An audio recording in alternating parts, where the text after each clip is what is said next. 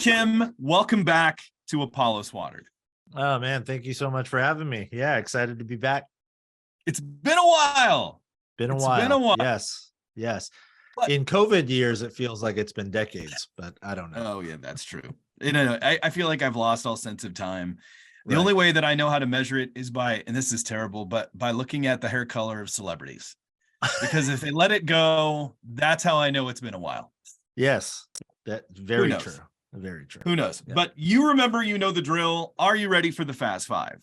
I'm not ready, but I'm game. But you're willing. You're willing. That's the important thing. All right. Always willing. So here we go. Number one, the hobby you always wanted to take up, but you haven't yet. What's that? Oh my goodness. Running. I've run before, but I admire runners, people who enjoy running. I hate it, but I've sort of always wanted to be that type of person, but I'm just not. So is that a hobby? That's probably not a hobby. It's like a way of life, but I don't know. It is, but you mentioned a guy in the book who started taking up jogging or running triathlons. Yeah, my friend Dan. 40. Yeah. And now he's world class. He's ranked in his age bracket. Yeah. Praise God for him. That's never going to be me. It's just never going to be me. Me neither. Okay. Now, in your book, you talk about being raised with a Korean mother. Your mom came over when into the United States? Was she born here? No. I was born in Korea as well. We came over in the very early 80s. I think 83, maybe 84, something like that. Yeah. Okay.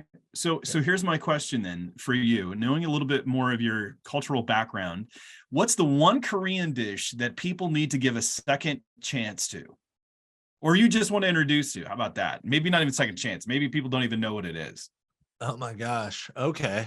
Well, I think Korean food is sort of on the map now. So it is. It is. When I was growing up, friends would come over and they would smell the kimchi in my fridge and be like, "Oh, gross. What's that?" Nowadays, people are like, "Oh yeah, I love that stuff."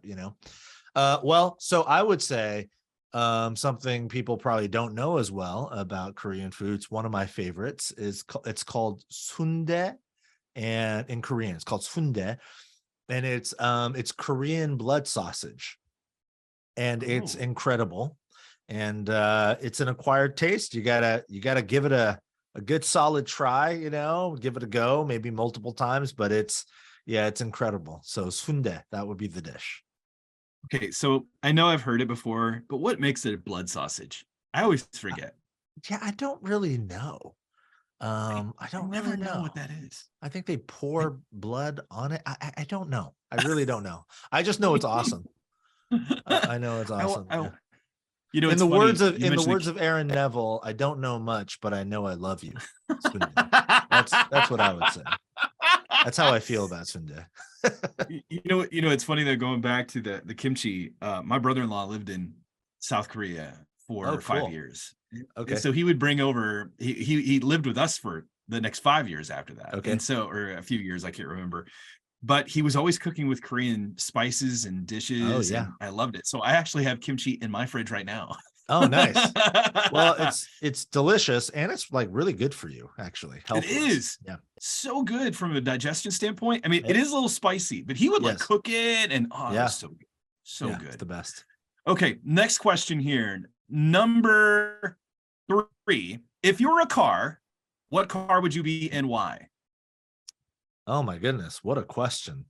I would probably be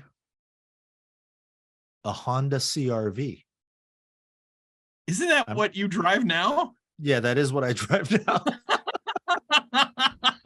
So maybe that's why I said it. You included that in the book. I remember. Yeah. It's reliable, spacious, but not too spacious. It's not flashy, but it's solid. I think that's me. I love that. I love that. Good I always like to mileage. ask people, I don't know. It's very dependable. That's for sure. Yes. That's for sure. Okay. Well, number 4, if you could travel one place in the entire world, where would it be and why? Japan. Yeah. Japan. I mean, it feels like food is thematic here, but I love Japanese food. Jenny and I talk about this a lot, sort of our list of places, in order, ranked in order, where we would like to go. And for both of us, Japan is the one place at the very top of the list where we've never been, neither of us, but would love to go. So I have a bit of a YouTube vice every now and then. There are these Japanese vloggers that will record, they'll film these Japanese diners, and there are these like 40-minute long videos of just, there's no talking, it's literally just a video of the chef at this diner cooking sort of home style Japanese food, serving it in this small little corner diner all over Japan, all these different diners. And I will watch those sometimes and just like, I gotta get there. So there you go, Japan. Yeah, I want you to send me a link, because that sounds okay. like so much fun. It's so pretty serious. awesome. It's awesome. So yeah, I'll serious. send you a link. Yeah. Oh, because Japanese food to me is also the prettiest food. It's the most beautiful aesthetically. Yes. Just gorgeous. Beautiful. There was this Netflix special of this guy who had a sushi restaurant. I think. Yeah, Jiro Dreams of Tokyo. Sushi. Oh, I love that show. Yes. It's so good. So good. He's considered widely the greatest sushi chef in history. Yeah, he is. He's the Michael Jordan of sushi. Well, but it's almost depressing, because like some of these guys would train under him and they had to do like rice for 7 years. That's all you ever did was rice. And I'm like, no way. There's no way. I would have been like 7 days. Yeah. I'm done. 7 hours. I'd be done. Yeah, it's an art. It's an art form to them. Yeah, it's beautiful. I'm the only person that I know that can screw up rice in a rice cooker. I'm the only one. Like, I actually did it last night for the second time. I made dinner for my family, and my wife was like, "What did you do to the rice? It's like mush. It's like gelatin." I'm like, "I don't know. I just did it. I did the knuckle thing." She's like, "You can't even have you make rice." I'm like, sorry, honey. Sorry, honey. Okay, number 5. How about this one? Since you are in Silicon Valley, how about this? If you were an app, what app would you be and why? Oh my gosh, what a question. Holy smokes. I guess I'd have, yeah, that's a tough one. I guess I would say maybe like Kayak. Kayak. Oh, looking for deals. Book flights and yeah. And I guess I say that because I'm quite curious about the world. You asked about travel. I would love to see as much of the world as possible. So maybe Kayak. Yeah, I think that embodies a bit of who I am. I like that. The Kayak. I was trying to think of an app that only works half the time. That's what I would do. That's pretty good. That would be me. I would be like, whatever app just keeps conking out and it doesn't work when it's supposed to. That would be me. All right, next one. Let's jump into the book, Analog Christian. And I know we had talked about this briefly. You had alluded to it. You said it was coming out. You were just finishing it up the last time that we were here. And it's Analog Christian, Cultivating Contentment, Resilience, and Wisdom in the Digital Age. So let's talk about this. Why did you write this book? Yeah, I mean, the subtitle sort of gives it away, the why. I just found myself personally in recent years, before the pandemic, but then also sort of accelerated and revealed during the pandemic. I felt in my own life the sort of rising tide of discontentment and fragility and foolishness, not all because of the digital age or social media, but certainly accelerated by the digital age. So I started asking questions about who, not just, what digital technologies were doing for me, but how digital technologies were forming me. And as I began asking those questions, I realized, I'm becoming the sort of person I don't want to become.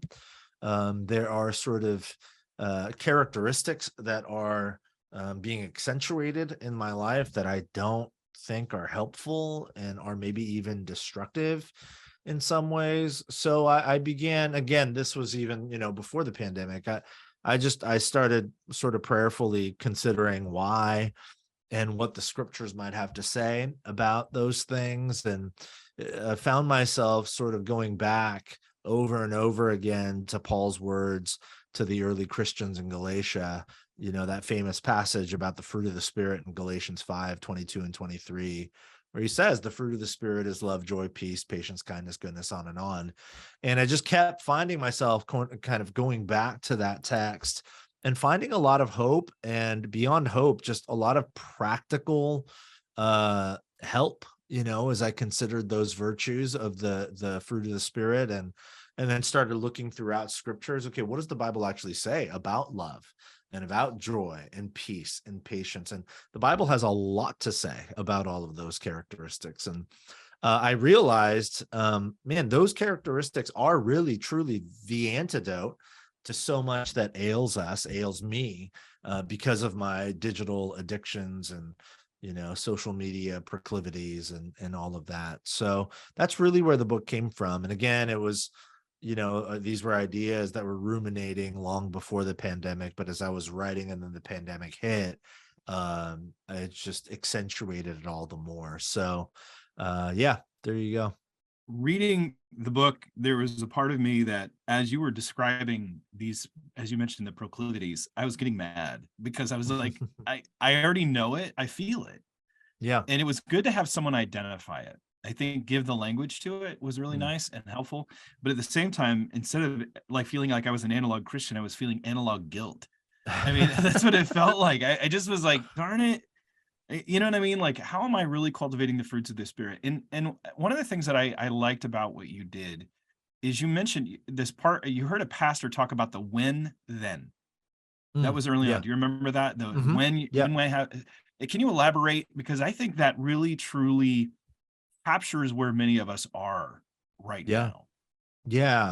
Yeah. I think I mentioned that in the chapter on maybe comparison and joy, or maybe it's a different chapter, but either way, the when then concept, such a simple idea, but it's so helpful. I heard it from there's a pastor in Washington, D.C. named Mark Batterson, and he said it during a teaching that he gave at his church in D.C.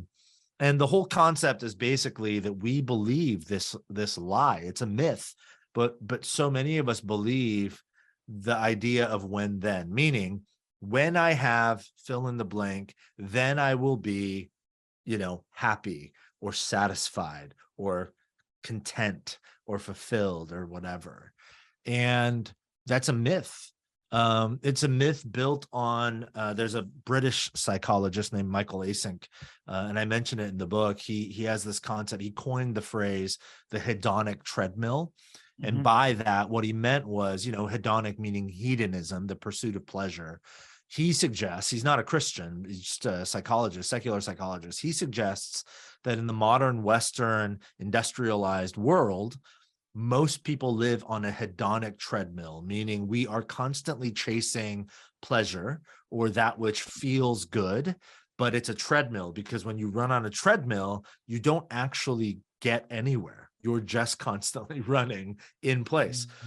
And what he meant was the constant pursuit of pleasure is futile, because you'll never, ever actually reach the sort of contentment that you think the feeling good will offer you.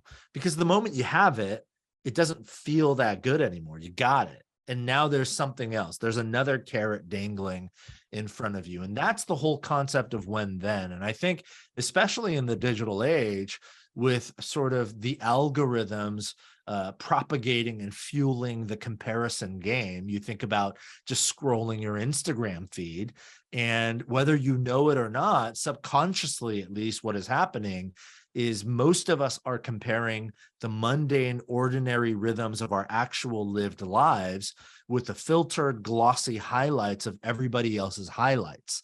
And we know intellectually, okay, that's not what their life is like 24/7 all the time. But even though we know that intellectually, in our bodies, what we feel is, oh man, I'm not measuring up.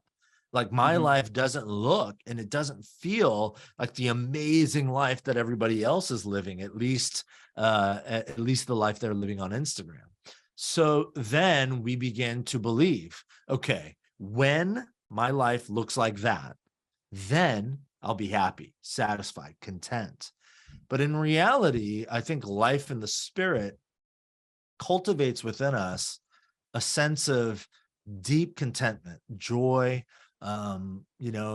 receiving and giving the love of God, the peace of God in the midst of all the chaos around us.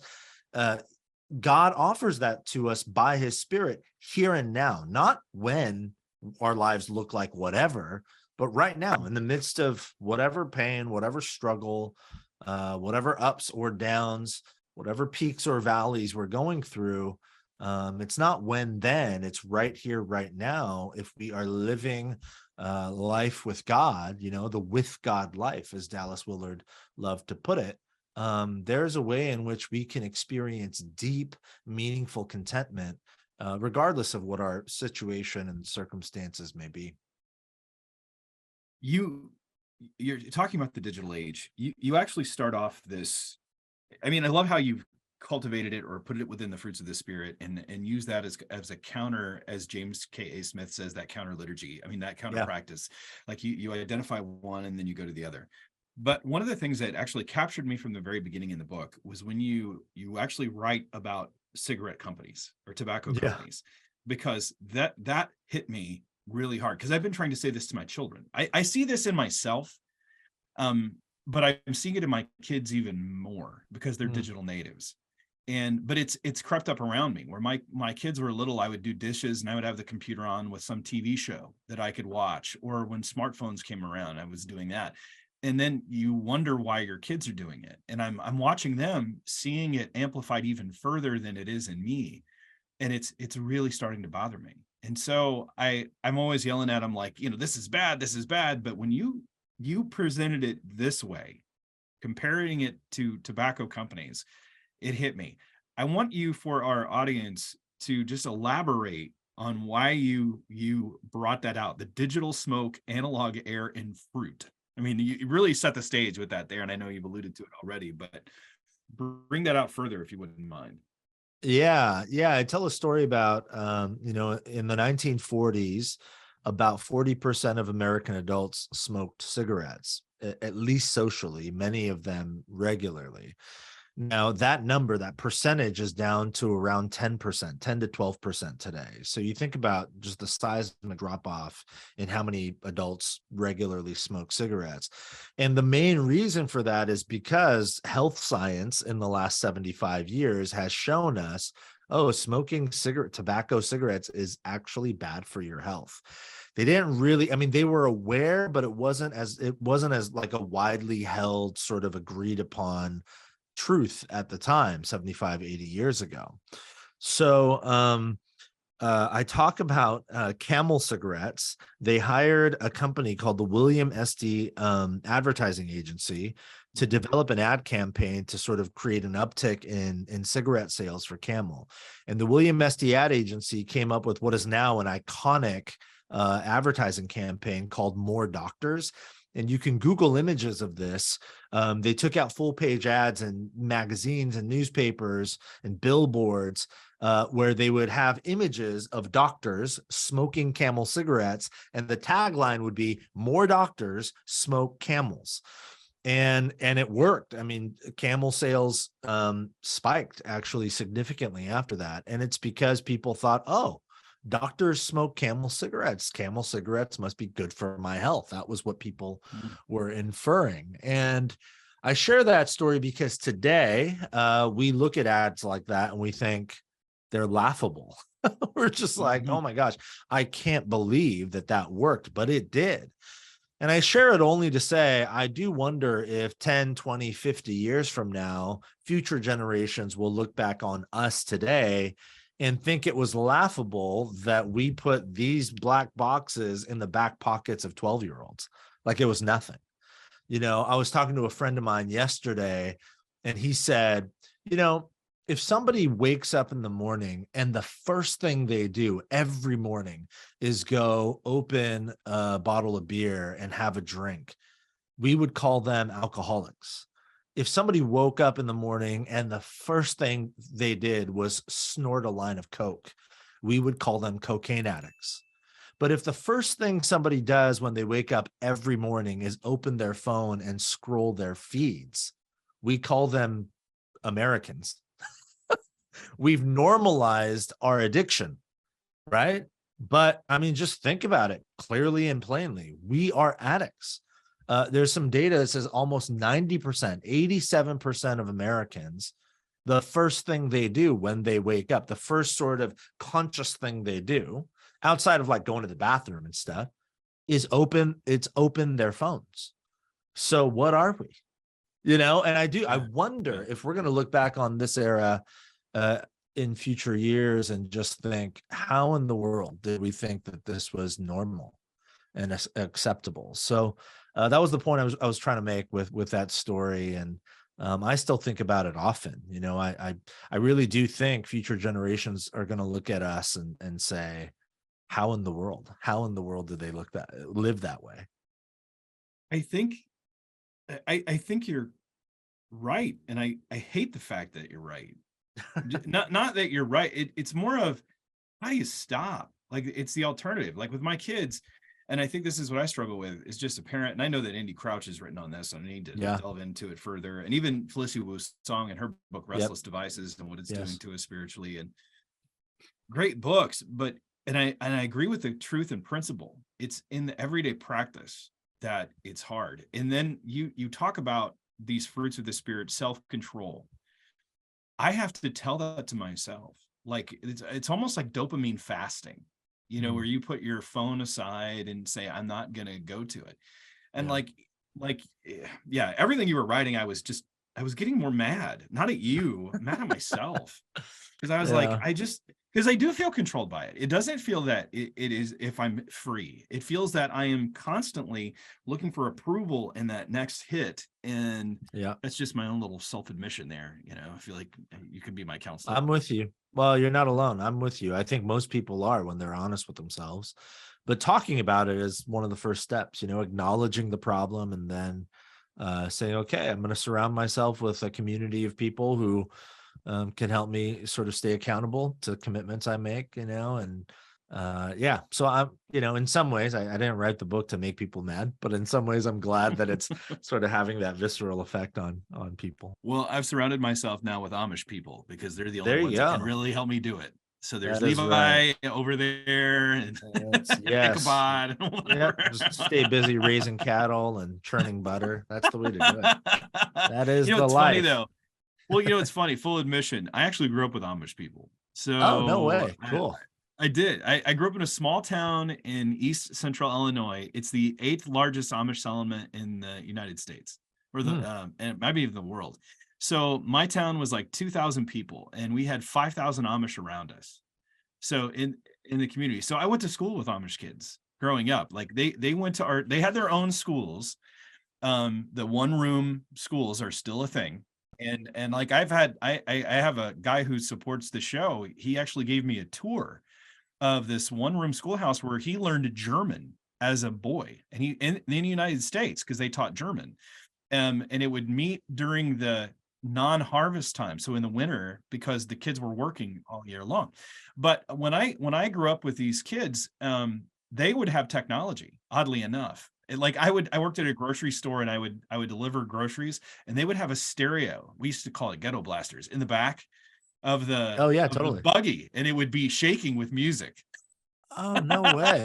Really? Oh, you remember Weird Al Yankovic's Amish Paradise? That was totally my world, man. That was totally my world. But the funny thing is that I know a lot of one of my relatives does, we call it Amish Uber, where they actually drive Amish people because they have cell phones. That's the crazy thing. They have cell phones. So I'm just like, you can't get away. Even with the Amish, you can't get away. Yeah. Well, the Amish have a website. I think I mentioned it in the book. Yeah, the Amish have a website. What? I don't remember that. That was so fascinating. Yeah. Yeah, maybe that was a different piece I wrote or something. Yeah. Amish people have a website. I don't remember that in the book.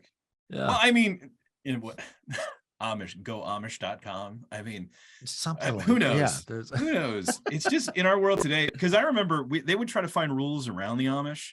So they wouldn't have television in their house. They would have it hanging out of their window. Oh, Like as long as interesting. it wasn't in the house. It was almost like Judaism, you know, like the legalistic Yeah. aspect. Like you couldn't have, years ago they couldn't have a phone in the house, but they could have one outside Mhm. on the telephone pole in the yard. So That it is was so fascinating. it's so Yeah. it is fascinating just from a cultural perspective. But I to me that was normal growing up. Like Yeah. that was my world. So you just mentioned that, and I'm every time you talk about this kind of, I mean, you don't mention digital fast, but I think was it Andy Crouch or Felicia Wu's song which said treat your phone like a 3-year-old, you know, put your, like a toddler, Yeah, put that's it to Andy bed before Crouch. you Yeah, do. Yeah. that's right. And Yeah, so that's I'm Andy just like, Crouch. and I've been looking for the Amish, like your way of life is attractive to me. And then they're on their phones, and I'm like, okay, maybe not. Maybe not. You're not as attractive as I thought you were. Oh Okay. man. Yeah. Well, you also mentioned, one other thing you mentioned on there, you talk about news media and selling division. I mean, we're in this divided time right now, and that's what the news media does. But why is it important for us to keep in mind that the media is trying to divide us, and what can we do about it? I mean, that's a huge, bigger question probably than this discussion.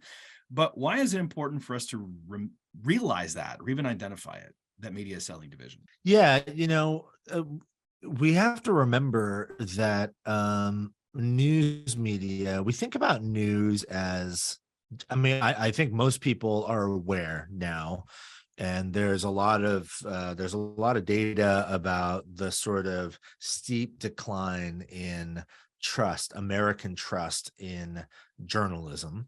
So I think there is an awareness. But even though there is an awareness, I think, news media has, though we don't trust it as objective journalism anymore, we've sort of accepted it for what it is. And not only accepted it, we've sort of embraced it. So this is interesting, but it goes way back, long before the digital age. You think about, a lot of your listeners will know the name Neil Postman, who was a social commentator, philosopher, in the 80s and early 90s. And he, his famous book, Amusing Ourselves to Death. And in it, he's critiquing not just technology, but specifically media, and specifically television and television media.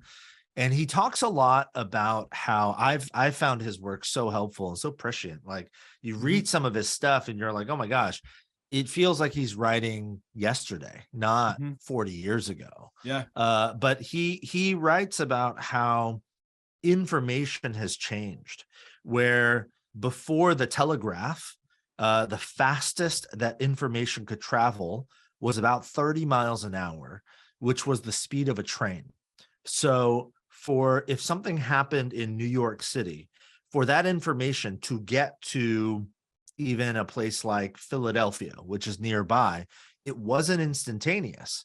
It was literally as fast as the news could travel on a train from New York to Philadelphia, which would have been, several hours or an hour or Mhm. something, right? Um, and then the telegraph changed everything. Now, through like Morse code and electrical Yeah. wires, the news could travel instantaneously. And Postman talks about how in that sort of new technological leap, and now exponentially so with the internet, where I can know what's happening on the other side of the planet literally in real time, information goes from being localized and effectual, is I think his word, essentially meaning information intended to affect something, to affect change, information designed to help the person in the local community respond to the information. Rather than that, now, because information can travel so quickly and I can know what's happening on the other side of the planet in real time, even though I don't live on the other side of the planet and there isn't really much I could do about it because I'm not Mhm. locally there in that place, because I have the information, it's an ineffectual sort of commodity. I just know it. And then what happens is, because I can't really do anything about it, what do? I just sort of shout and scream and give my unwarranted, unsolicited sort of opinion about the matter into the digital ether. And thus we have outrage culture and all the shouting and screaming. It doesn't really do anything. It's just, so he talks about how information in the television age specifically, he talks a lot about how information has become an entertainment commodity. It's not really about doing something in the world. It's just meant to entertain us. And I think the digital age has amplified that exponentially so. So all of that to say, for me, I think that's a big part of where the sort of news media as entertainment, again, awareness. We're aware that it's not objective journalism, but we have to become more aware. We have to become aware that really for them, I think the bottom line is to entertain us, not entertain us in the classic way, like, hey, this is fun, look at all that, not like that, but keep us engaged, essentially, keep our attention, hold our attention, grab our attention. And the best way to do that is, and the data shows this, the best way to do that is to incite our rage, to incite our anger. It's literal psychological data that's been proven. That's what keeps us scrolling and swiping and clicking and liking and sharing. And so because of that, that's what they're going to put out there, the stuff that makes us angry and the stuff that is most polarizing, the stuff that's going to keep us yelling and screaming at each other as consistently as possible. We have to be aware of that and realize in that whole sort of schematic, these are the words of Tristan Harris, who's a design ethicist. We are the products, like human beings. Our attention, Tristan Harris calls it the attention economy. Our attention is the product being bought and sold on the sort of digital marketplace. So we have to be aware of that. The more we give it our attention, the more we are being bought and sold and exchanged for the benefit and the profitability of the bottom line of media companies. And I'm not anti-media necessarily. All I'm saying is, especially for followers of Jesus, we have to engage thoughtfully so that we can, again, ultimately for this purpose of being formed into the likeness of Christ and not formed into the image of whatever it is media wants to form us into. There's so many things that you just dropped there. I I have so many things that I want to ask, because you talk about you cite Romans 12:1-2, and you mentioned not being conformed to the pattern of this world, and you mentioned the world areas that like aeon, the era, that spirit of the age, because the age is trying to conform us into its image and how it thinks and how we go about it, and we are being evangelized, as James Chung says. We're being evangelized by the world all the time, but we have to have a counter practice of doing that. But you also mentioned of speaking like kind of the truth into it, of having become more like Christ, how God wants us to, or Christ, how he wants us to live in the middle of this world. But you mentioned this as you were talking, the word, I couldn't remember the word that you written. Ultra, how do you say it? Ultra crepidarian? Yeah. Ultra crepidarian. Yeah. I mean, I'm butchering it because he says sutor ne ultra crepidarium. That sounds really cool. Yeah. I'm doing it, but Yeah. shoemaker, not beyond the shoe. I explain that because people are like, what are you talking about right now? I thought this was a thing about Jesus.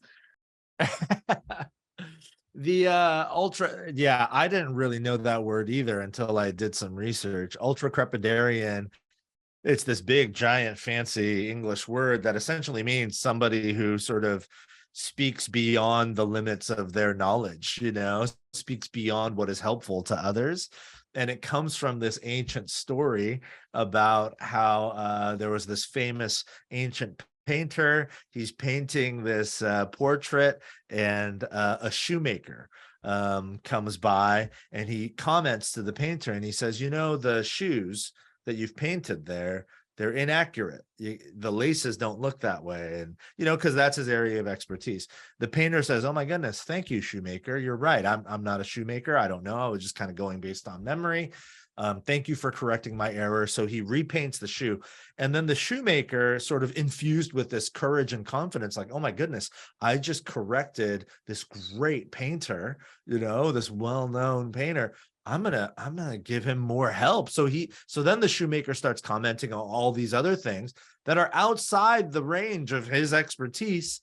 And then the painter says to the shoemaker, not beyond the shoe. Essentially, just speak to what you know, speak what is helpful. But beyond that, it's not helpful. It's not helpful for you to comment on everything. And in the digital age, on social media, especially, you just go on Facebook or Twitter, we're all shoemakers now. Or just like the moment anything happens, it's like we're Everybody all has an opinion. experts. Yeah, Everyone's we got are an opinion, and everybody needs to know. And I think one, that is exhausting. That's an exhausting way to live life. And two, it's not helpful. It's not helpful. I think that we need to learn to listen more deeply and learn and be students and lead with curiosity rather than to lead with our opinion. I think you have touched on something that is not too wildly held. I think there's more people that are grabbing a hold of it. But as you said, the culture seeks to divide us, and people want to voice their issue. They have a freedom to do so online that's unfettered, which is also part of the problem. I think it's unfettered and there's not a nuance. And I don't think that the medium helps people. It doesn't bring nuance to it. And you actually draw that out in January of 2019 when the video of a Native American activist, Nathan Phillips, and a high school student named Nicholas Sandman went viral. That's a video that many of our listeners will be aware of. But knowing that the proclivity of those around us is to react, how do we be a voice of calm? Because I think of my daughter when there's been other things that have happened in the culture and everyone on social media pretty much forms a mob. This is how we're going to respond to that moment. Yeah. And then she's like, wait. And then people cancel her because she's not joined the mob. Yeah. And I think we feel that because wisdom says to me, wait and see, yes. Listen, and don't just respond with everything. How do we go about cultivating this wisdom of time in an age of immediate reaction? I'm not sure that there's any other way than to relentlessly refuse to be drawn into the chaos and the cacophony of it all, and to be okay with the criticism that comes your way that you did not respond in a timely fashion. If ever there is a choice to be quick or to be wise, I think all of us would choose to be wise. But there is such a pressure to be quick that often the pressure sort of pushes us beyond the limits of wisdom. But you think about the wisest people you know in your personal life, they're typically the men and women who are non-reactionary. They don't react to a particular thing. They seem comfortable enough in their own skin to be able to take deep breaths and to speak when they're ready. Now, there are certainly moments, I think, when something happens, or maybe like in real life, in front of you, some grave injustice takes place, and the most responsible Christ-like thing to do is to react and step in and even put yourself on the line in order to counteract the injustice and to fight for justice. For sure, those are realities. But I think more often than not online, that's not what's happening. I think more often than not online, what's happening is this sort of mob mentality that I have got to identify myself with a particular faction or a particular camp when it comes to a particular issue. And if I do not, I'm going to be left out there on my own in the margins, just ostracized. And I think wisdom says we've got to be okay with that. There isn't, and some of it to me, this is some of the stuff I'm working on for future things, but some of it to me, I think is connected to a deep, utter sort of lack of belonging that we experience in culture today. Again, the data points out that even though we have the internet, which promised us this great global village where everyone would be connected. The reality is, since the internet, people have grown increasingly isolated and lonely. We're lonelier and we feel more isolated than ever. And I think because of that, we are looking and longing to belong. And sometimes what that does is it leads us to foolish decisions where we just react and respond, I think, in some ways, in order to belong to a particular camp and to not feel alone. But I think the more and more people begin to think about that and then sort of go the way of slowness and patience, the more we will find, oh, there's actually a tribe there of people who don't want to just react to everything, don't feel the need to just incessantly voice our opinion about every particular thing that happens right when it happens, but of people who want to go slower and steadier and live more wisely and quietly, to live a listening life rather than a talking or a cacophonous life. There are more people than you might think who are there. You know, I think about the psychologist, social commentator and psychologist Jonathan Haidt. He wrote this article in the Atlantic like a year or two ago, maybe a year and a half ago or something, that went viral. I forget the exact title, but it was something like why the last 10 years of America have been so profoundly stupid or something like that. Yeah. And he's talking a lot about social media, and he cites a website. I forget the name of it, but it's this big sort of longitudinal research study they did, where they found that when it comes to politics specifically, most Americans are what they would categorize as the exhausted majority. And I forget the exact percentage, but it's something like 70% of Americans say that they actually prefer nuance, that they actually are supportive of the opposite political party from which they belong on a certain number of issues, that they would love to be able to have a platform to work toward compromise. 70% of Americans. But when you go on Twitter or Facebook, it doesn't feel that way. It feels like 98% of 30%. Americans. Yeah, That's exactly. the 30%. Yeah.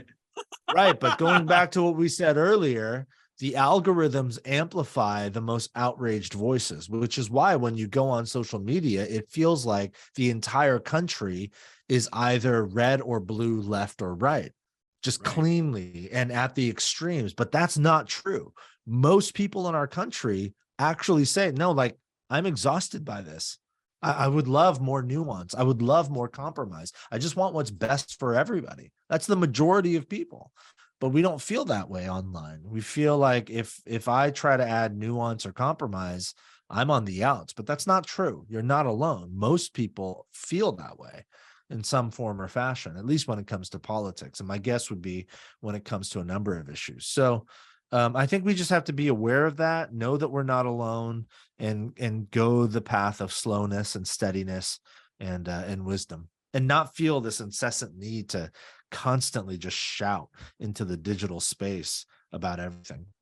It's the slow and steady, I think, that wins the race. The real discipleship occurs not in the flashy moments. I mean, we all have those moments about on the mountain top, but I think this is part of the problem with a lot of churches, in that there's this the feeding the moment, the hype, and hype lasts for a moment, but it's the hope that endures, and it's the hope and the real, as you said, the long, that you actually quote him, Eugene Peterson's, a long slow, what's the title? I've got the book.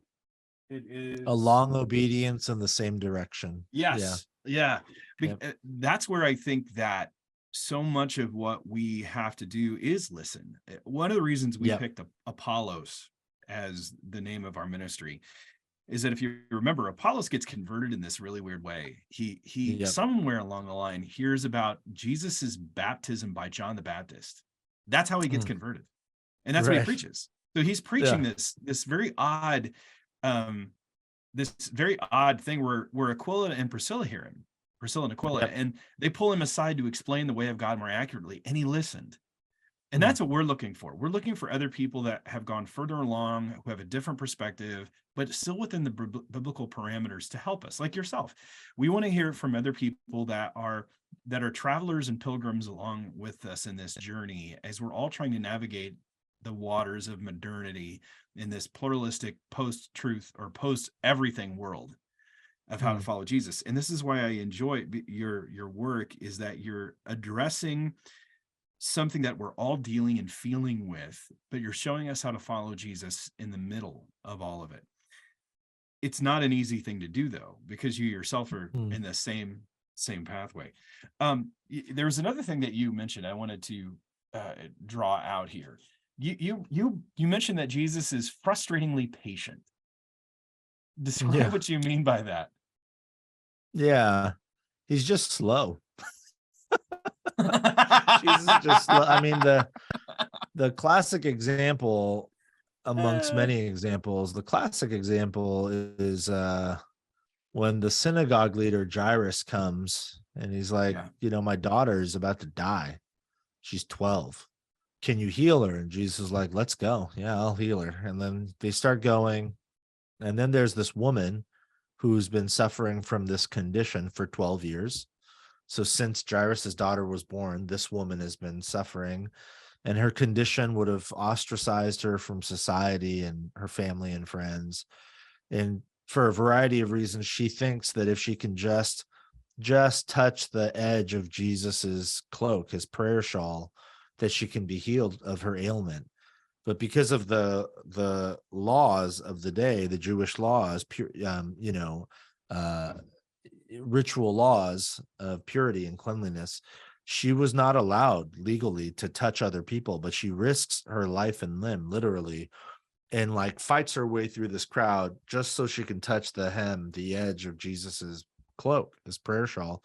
And she does, and then she's healed. So you think, end of story. The woman got what she wants. Jesus is well on his way to go heal this little girl. But then Jesus stops, and you're like, what? Why? The bleeding woman already got what she needed, which was physical healing. But Jesus stops and he's like, hey, who touched me? And then his disciples, so funny. They're like, dude, there's like 1 million people around. Everybody's touching you. And then Jesus says, no. I'm like, someone touched me. The Greek word is hapto, which actually literally means like to cling, like to clutch.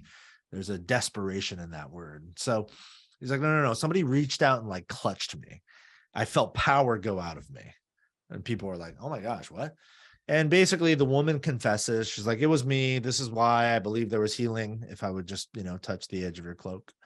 And then he like spends this time affirming her. He says, daughter, go in peace. Your faith has healed you. And you would think if you're Jairus, at that point, you're like, are you serious, dude? Like, let's go. My girl needs you. This woman's already healed. What is this? She's good. Like, what are we doing here? And yet that's how Jesus rolls. That's just how he does it, time and time again. I mean, he's like late to stuff. You think about Lazarus's sort of resurrection, and is Mary and Martha are like, dude, you're late, and yet Jesus still, brings him back to life. But he weeps with them, before he does that. He's able to like sit in moments that are very human, and he's never rushed. He's never in a hurry. You think about that Dallas Willard line, which became a best-selling book for John Mark Comer, the ruthless elimination of hurry. And that's Jesus. Jesus embodies the unhurried life, and man, I think for followers of Jesus, if we want to be formed into Christ likeness, that is going to be one of the most countercultural virtues that followers of Jesus can embody in an age when everything is fast, everything is rushed, everything is hurried, and there's always something else to do. Then there's always a big next to get to. I think followers of Jesus need to be the sorts of men and women who say, no, like I'm not going to rush. I'm not going to hurry. I'm going to linger and live life at a slow and steady pace that's manageable. it's hard to do that even when you know that churches are trying to do the same thing. Like they're trying to get their stuff in too. Like I've had churches Yeah. actually just say, well, every I had a pastor tell me, he's like, you have so many hours that you do at work, so many hours here, you need to be doing so many hours in church and doing it this way. And I'm like, wait a minute, since when is that the guide? Like we're to press against, not conform to.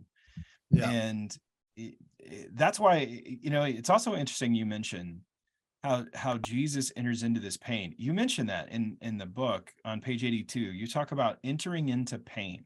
You quote a friend who is running a foster ministry and telling people, Oh, yeah. basically, if you're going to enter into this ministry, you're going to enter into pain.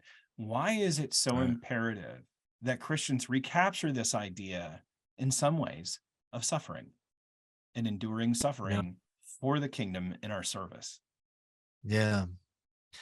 Jesus invites us to take up our cross and follow him.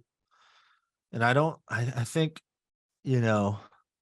semantic satiation, you hear a phrase over and over and it just sort of loses its meaning, its power. I think that's what's happened with the idea of the cross, because we wear crosses around our necks and we see them as icons in our church buildings and in our homes. We've forgotten that at the time for Jesus in the first century world, the cross was the equivalent of like an electric chair. It would be the equivalent today of wearing a necklace with a little gold electric chair hanging around. It was an instrument of death, and not just death, but a humiliating, violent, extremely painful death. And that's what Jesus says to do, is take that and follow me. And he said that before he died on the cross and was resurrected back to life. So it didn't even have that context. He literally is telling people at the time, hey, take the electric chair, carry your electric chair, sit in your electric chair and follow me. And people would have been like, what are you talking about? That's like sadistic and weird and crazy. But Jesus doesn't pull punches. He doesn't apologize. Like, yeah, that's what it's going to take. You're going to have to die to follow me. And then the writer of Hebrews tells us, after Jesus' death, resurrection, and ascension, the writer of Hebrews says, you know what Jesus did? He went to the cross, but he did it for the joy set before him. I was like, what? What? And essentially, I think what all of those things are getting at is resurrection life only comes by way of death. There is no resurrection without death.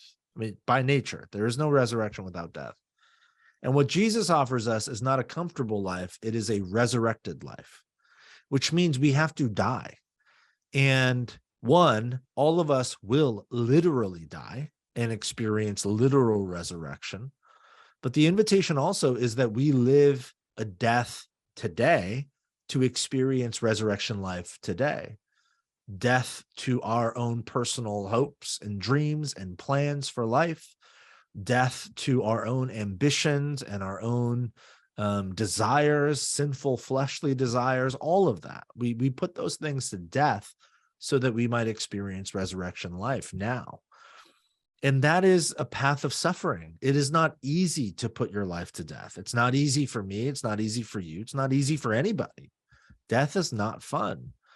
That's why being a Christian, being a deeply committed follower of Jesus is not easy. But Jesus never promised it would be easy. He promised that it would be enriching, that it would be fulfilling, that it would be, in John 10:10, life and life to the full, but not that it would be easy to get there. So there's no easy way around it. There's no, I can't pull punches here. I wish I could sort of sugarcoat and say, like, actually, it's not that bad. It's just like, if you do step 1, 2, and 3, you can manage. It's like not that hard. No, like it's hard. It's not easy to follow Jesus, but it's totally worth it.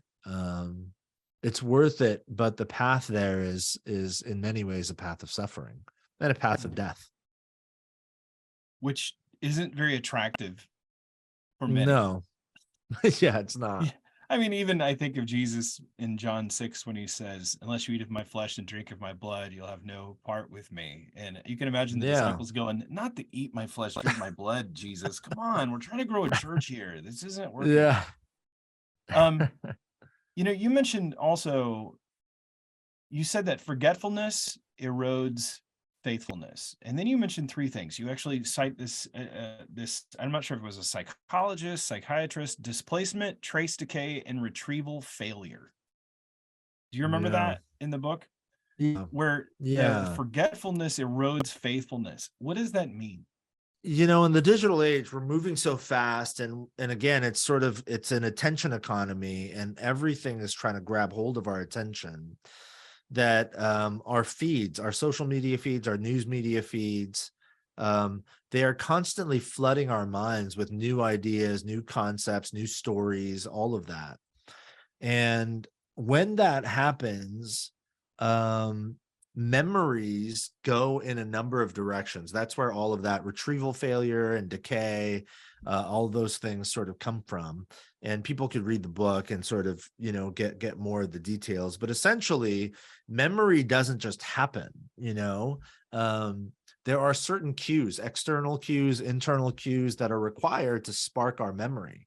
And it's one of the reasons why I think like the rhythms and rituals of Christian faith matter so much. It's one of the reasons why we gather regularly to sing songs. It's not just because it's a thing to do. It's actually in part a sort of communal resistance against all of the overload of information that tells us that the world is a particular thing and there's a particular way things are unfolding. We sing these songs and we sit under biblical teaching to remember over and over again, oh yeah, there is one king of the universe, and he has always been and will always be in control. And this whole thing is headed somewhere, despite what things look like right now. It's one of the reasons we do that, is to spark our memory, to remember there's a God who loves us, he's with us, and he's for us, and he's taking the story somewhere.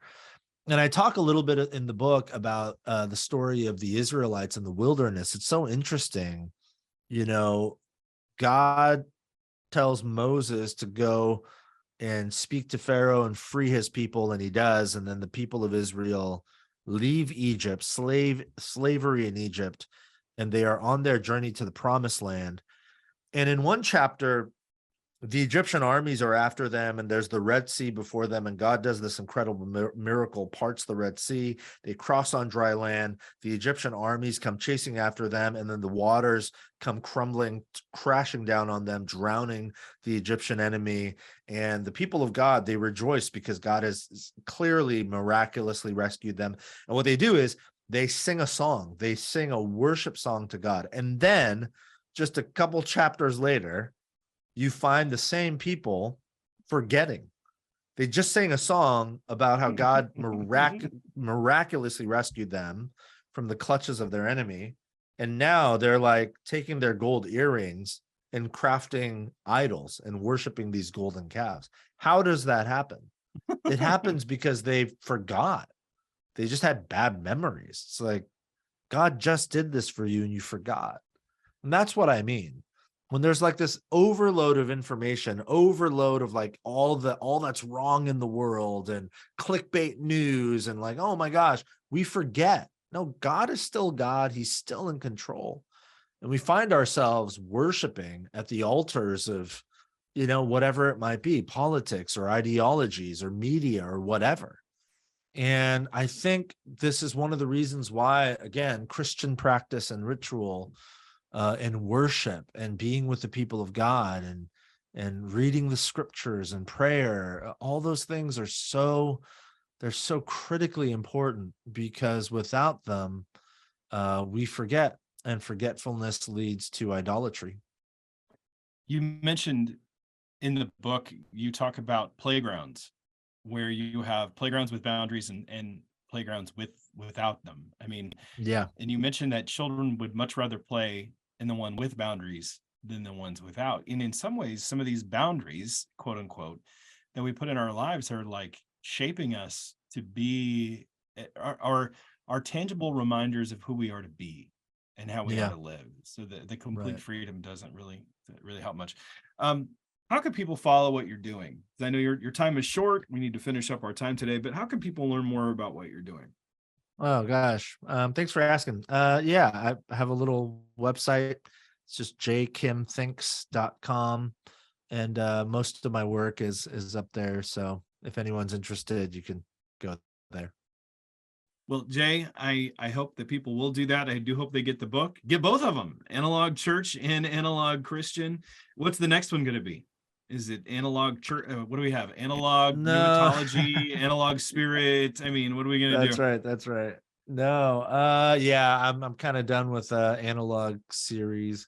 I'm working on a book right now. The title is still being worked out, but the subtitle is Hearing God and Speaking Good News in a World of Pundits, Personalities, and Influencers. So still Ooh. kind of exploring the idea of digital media, but less a digital analog divide and more about how we can hear God through all the cacophony and noise, and then how we can actually speak in a way that is good, brings good news to people rather than just contributing to the noise. So there you go. That should be out at some point in 2024, I think. All right. Well, thank you, Jay, for coming on Apollos Watered. Yeah, thank you so much for having me.